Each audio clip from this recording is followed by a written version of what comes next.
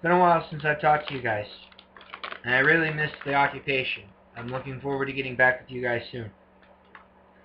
But until then, felt the need to talk to you guys. First of all, this message only goes out to the occupation.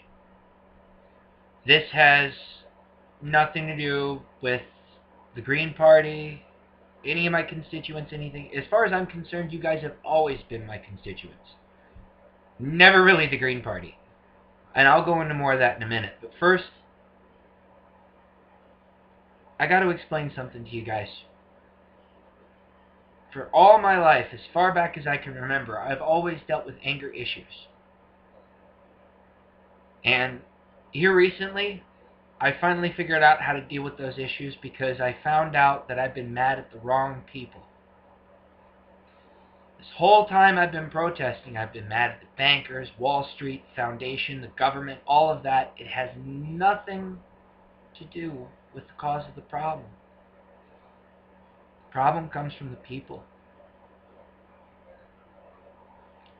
We allow these things to happen.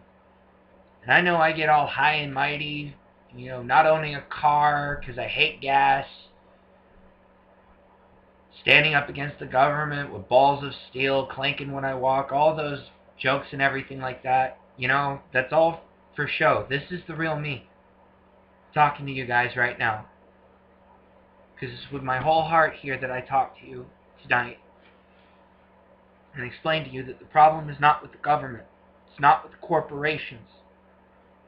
It's a problem with the people. We don't have to drive our cars to work every day.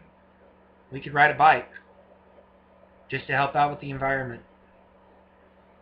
And with as much as I am about being an environmentalist, I smoke. So I contribute to the problem probably about as much as you guys do. Who drive to work every day, who take care of their kids, who run errands, who don't even think about the environmental issues that you're creating with your everyday lives that just go right on past you, and it's not your fault. It's not. But it's up to us to be the shining example because we recognize the problem. And it's up to all of us to change it. Now, while I've accomplished a lot during my political career,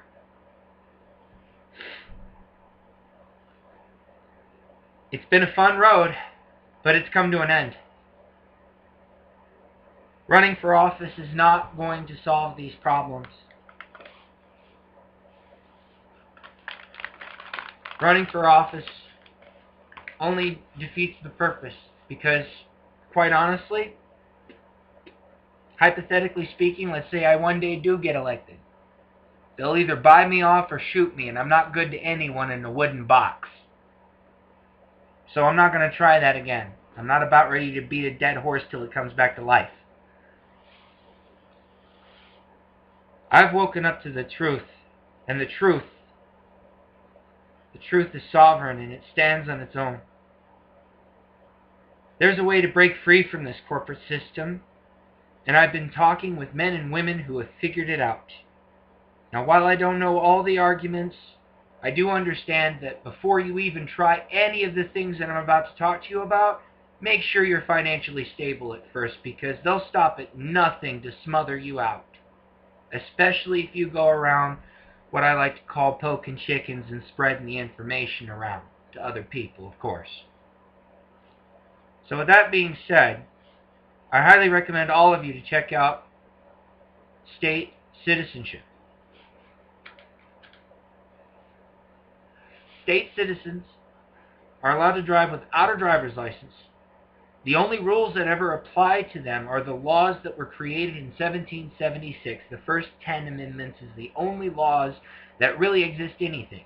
Everything else is an act. Everybody is acting in fiction. That's why they all have their specific costumes. Judges, police, uniformed personnel, they're all pretending. They're not real. Nor is their authority. They act in what's called fiction, which is why you see attorneys at law, not in law, which is fact. And what I'm about to tell you is going to help you become lawyers in fact. Learn the arguments. Trust in your own instincts and understand that this is an art. There is no one way, right or wrong, on how to do this. And you must understand that it's very dangerous, I stress that word, dangerous, to try to go after the government for this. What you got to do first is be able to stand on your own 2 feet and govern yourselves. While the codes may not apply to you, it is still best to abide by the codes. That way everybody lives and gets along. Number 2, be financially stable. Work for yourself. Build your own incomes. Build residual incomes if you have to. I understand that that may seem weird coming out of my mouth, but yes, being a business owner is the only way you can truly be free in this country. All the rest of you who work jobs, you're slaves. I hate saying that too, but it's a sad fact. And if you do your homework, you'll find out what I'm talking about, if you already haven't. So with that being said, it leads me to number 3. Amending all of your contracts. And once you start down this road, you stop at nothing. There's no turning back. You cannot allow yourselves to quit once you have begun. But it is up to you to make that decision for yourselves. I'm Thomas Meadows, and I approve this message.